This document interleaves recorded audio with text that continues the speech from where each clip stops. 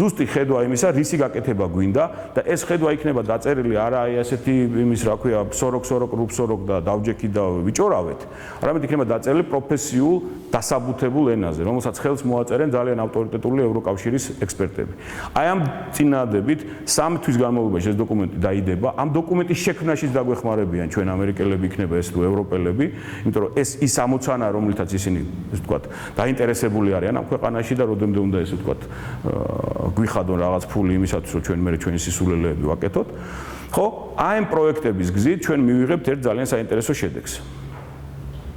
აი ძალიან საინტერესოა დაფა დგას საინფორმაციო ახლა გაკრულია, ხო? თან თავისუფალი დაფა, ესე დაფა 30 უნდა გაეკეთება მერიას.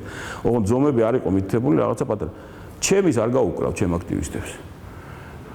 ის რაც ლეგალური ემაზე არ აკრავენ თყობა რა, ანუ მენტალობა არის სხვაგან უნდა მიაკრა, ეს დაშვებული არ არის. ესეც ჩვენი მენტალობის პრობლემაა.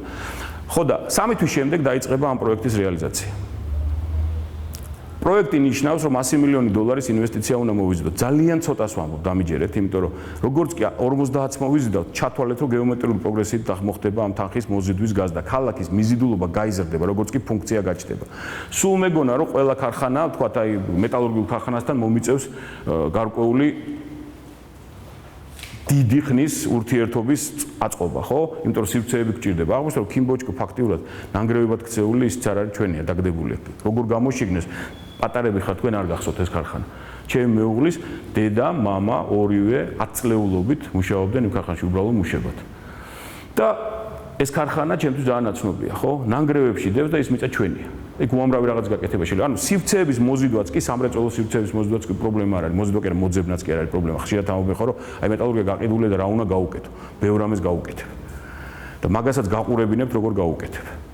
როგორ ვაიძულებ იმას, რომ ამ პენსიონერებს ეს ფული დაუბრუნოს სახელმწიფომ. როგორ ვაიძულებთ იმას, რომ ჩვენ ტერიტორიაზე ბოდიში ვიხდი. ძალიან დიდი ბოდიში უკაცრავად.